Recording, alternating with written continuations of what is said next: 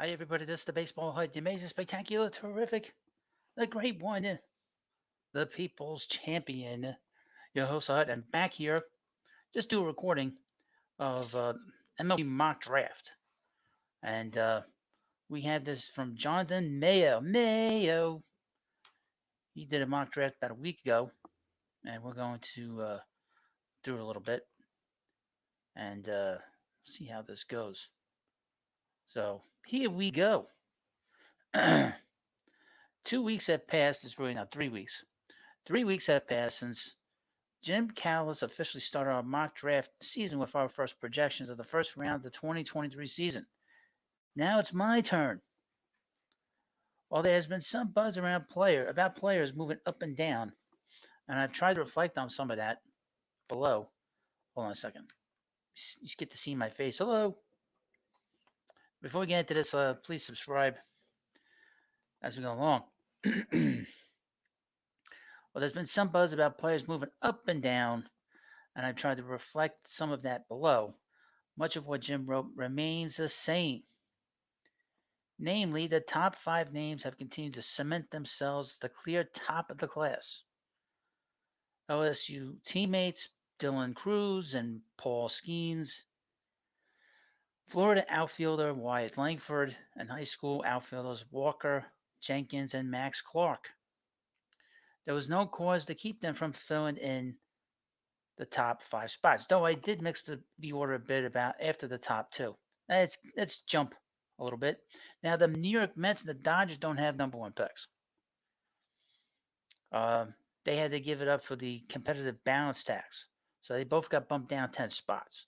So the Mets are 32nd and the Dodgers are 36th. So they will be picking, hopefully the first night, there'll be some picks for the Mets if you're interested, if you're a Met fan. At number one, the Pirates will be picking Dylan Cruz, outfielder from Louisiana State. Now, I talked about him a little bit. Hard-hitting right-handed bat. He has an OPS north of 1,300 and twice as many walks as strikeouts, leading to a 445. Now, that doesn't matter. He's been productive all 3 years in the SEC, and that counts for something. Number two on this mock Jonathan Mayo list is Paul Skenes. He'll be picked by the Nationals. In many other years, there'd be no debating, and Skenes would be the clear choice to go 1-1. And he still might. With his 1.69 ERA, we could just skip all this. He's a good pitcher. Number three. Well, I don't like getting into the numbers of some of this stuff, and the reason is very simple. This is college. And really, the most important thing for me to look at some of the stars is he capable of throwing strikes? How hard does he throw? And what kind of breaking stuff does he have? Going in and digging into the minutia of some of the ERA and the strikeout rate, that's not that important to me. Walker Jenkins will go number three to the Tigers. He's an outfielder from South Brunswick High School in North Carolina. Jenkins was the talk of the early spring, and nothing hasn't happened to diminish that shine. He's always an impressive left-handed swing with power potential, and he's been running better and showing he can play center field. At number four. Now, I've done videos on some of these young guys.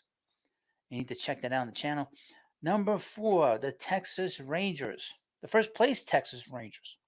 Well, that tells you when you spend a lot of money and you bring in a manager that knows what he's doing, makes a big difference. You know, when you bring in a guy like Bruce Bochy, there's a seriousness to him that you probably wouldn't get if there was the previous Magic's Chris Woodward. No resume prior to that. Max Clark, outfielder from Franklin High School in Indiana. He's a no-doubt center fielder with the best chance to be a true five-tool player. He's been heavily scouted by every team above Texas. The Minnesota Twins at number five. Wyatt Langford, an outfielder from Florida. Now, he's considered to be the next Pete Alonso. Big power hitter. If you're going to nitpick, he hasn't really played center and hits right-handed, but he's got big power. From the Athletics, soon to be Las Vegas Athletics, Kyle Teal, a catcher from Virginia. Some might see this as a stretch, and it might be, but in the Wild West after the top five, anything could happen, and this isn't far fetched, with teams at this level not being afraid of taking a college hitter with an OPS of 1133, while continuing to show he can hatch for a long time. Number 7, Noble Meyer. I've talked about him. Right handed pitcher from Jesuit High School in Portland, Oregon. Now, this is going to the Reds. Now, the Reds have, of course, Hunter Green, who today, for the first time, won his first game of the year. This might be a bit rich for the top high school arm in the class, but the Reds have been scouting the Pacific Northwest prepster pretty heavily. Number 8, shortstop from Grand Canyon, Jacob Wilson. Jack's kid never strikes out. Hits and plays shortstop. What's not to like? For number 9, the Rockies. Tennessee right-handed pitcher Chase Dolander. He's been up and down this year, particularly earlier, about 4 or 5 months ago. There was a lot of talk he was going to go number 1. He hasn't pitched well this year.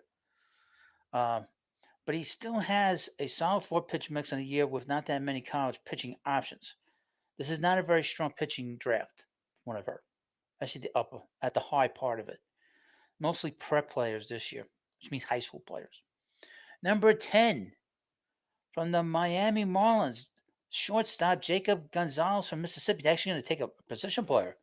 Because usually the last few years, Kim Nang has been taking pitchers and very few offensive players. Last year, she had 22 picks in the draft, and she took 20 pitchers. That's not a lot of offensive talent you're bringing into your organization. From the Angels, at number 11, let me see if I get this name right. Arjun Namala, a shortstop from Strawberry Crest High School in Dover, Florida. There's still a good chance Namala, who's a ton of raw pop and has the kind of athleticism that should allow him to play short for a long time, lands in the top 10. Number 12, Colin Hawk, a shortstop from Parkview High School in Lurnburn, GA.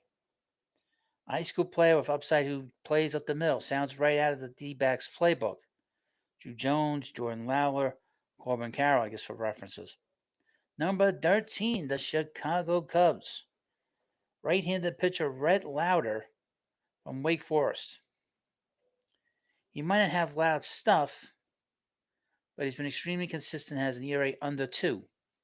He's had back-to-back 7-inning shutouts, which certainly doesn't hurt his stock. At number 14, from the Boston Red Sox, Matt Shore, a shortstop. As you know, the Red Sox do not have a shortstop. Trevor Story's been out. They're in bad shape there. He'll probably slide, and he's from Maryland. He'll probably slide over the second, but who cares? The dude can hit and with power. Not to mention his Cape Cod League MVP from last summer. From the White Sox at number 15, Aiden Miller, a third baseman from Mitchell High School, Newport Richey, Florida. He's tough to place because because a hamate injury kept teams from seeing him this spring, but his strong showing on the summer showcase circuit might be enough. He could move up as he works out for teams. I would mention that July 9th is the draft. So we have a couple months to talk, really a month and a half now, to talk about who's going to get drafted in this year's MLB draft. Number 16, Enrique Bradford Jr., an outfielder from Vanderbilt. There's been talk that he was going to go top 10. So he's dropped a lot. The top of the scale speed and up the middle defense will be coveted, and the team that takes him at some point in this range of the first round will believe he'll impact the ball enough to be a big league standout. Number 17, from the prospect-laden Baltimore Orioles, Yohandy Morales, a third baseman from Miami. One of the college bats who seems to be floating up boards, and for good reason. He's now hitting .402 with a dozen home runs, which got big power. From the Brewers at number 18, Colt Emerson, shortstop third baseman from Glenn High School, New Concord, Ohio. Milwaukee might not be Milwaukee much longer either. They might be heading off to Nashville. Milwaukee's always a good spot for college bats, but they're high on this prep infielder who is rising up boards of a strong spring. Number 19, the Tampa Bay Rays. Braden Taylor, third baseman from Texas Christian. Well, it wouldn't surprise anyone if the Rays take someone not ranked as highly by the industry. Taylor's power, easy for me to say, power at TCU, 17 home runs, and along with the fact that he's been heating up of late, belongs somewhere at this stage of the draft. At number 20, Thomas Troy. This is from the Blue Jays. Thomas Troy, a shortstop from Stanford. Another college bat whose name has been floating up ahead of this. Troy has certainly helped this stock by slashing 379. You can see it. 11 homers and 15 steals in the Pac 12 this year. Number 21, the Cardinals. Thomas White, a left handed pitcher from Phillips Academy, Andover, Massachusetts.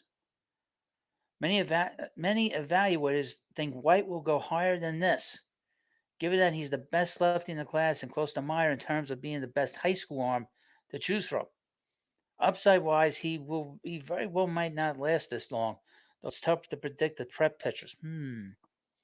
Left handed, he could go up a little bit higher. At number 22, now this would have been the Mets pick, but they lost it. They lost it. They have the competitive pick. I think the Mariners certainly won't shy away from a high school bat in the first round if it's the right one, and they're going to pick catcher Blake Mitchell from Sinton, Texas High School. Having taken Harry Ford in 21 and Cole Young last year. At number 23, from the Guardians, Kevin McGonigal, a shortstop and second baseman, Monsignor Bonnier High School, Drexel Hill, PA. Guardians like guys who can hit with advanced approaches, and McGonigal has one of the best hit tools and understanding what he wants to do at the plate of any high school bat in the class. From the Braves at number 24, Walker Martin, a shortstop from Eaton College, Colorado High School. There's some sense the high school bat pool might be the deepest to pull from at this stage, with Martin, a two-sport standout, getting a lot of attention from decision makers.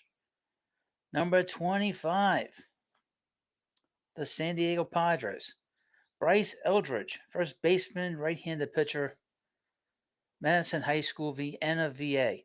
Eldridge will be a legit prospect on the mound, but his ability to hit with a ton of power from the left side of the plate has jumped him into the first round. Number 26, the New York Yankees. Hurston Waltrip, a right-handed pitcher from Florida. Stuff-wise, he still belongs much higher than this, and he could very well go to a team that feels they can get him going. But his ERA right around 5.00 and his 5.4 walks per 9 innings have many scouts scratching their heads about the Southern Miss transfer. That's not good.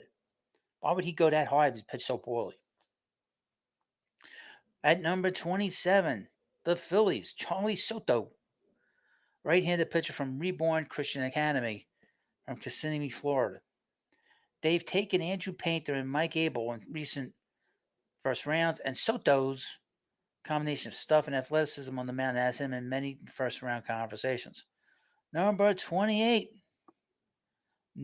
the Astros, Nolan Shannell, first baseman outfielder from Florida Atlantic. He's among the best hitters in college baseball, period, leading Division I bats and on-base percentage while standing second in average and slugging percentage for a very robust 464, 614 on base, 891 on base percentage. So this is the mock draft from a week ago that Jonathan Mayo has put out. And let me know what you think about this. Obviously, this is always a crapshoot, but it seems like Dylan Cruz is probably going to go number one. And he's from, again, he's an outfielder from Louisiana State. It'll be interesting to see if he goes there. I don't know. I'm not an expert on the draft, although I pretend to be one on YouTube. Um, I pretend to, hey, what's up there, everybody? A little low. Been a while since I did it on here, but yeah, so we're going to find out who goes number one, obviously number two, and see where the Mets pick. Mets have a lot of picks in the first 7 rounds of this draft because they got extra picks in the fourth round because they lost Chris Bassett and they lost Jacob DeGrom. So you let me know what you think about this video, this little StreamYard video that I'm doing here. And of course, please subscribe to the Baseball Head 2. Have a good day, and I'll see you later.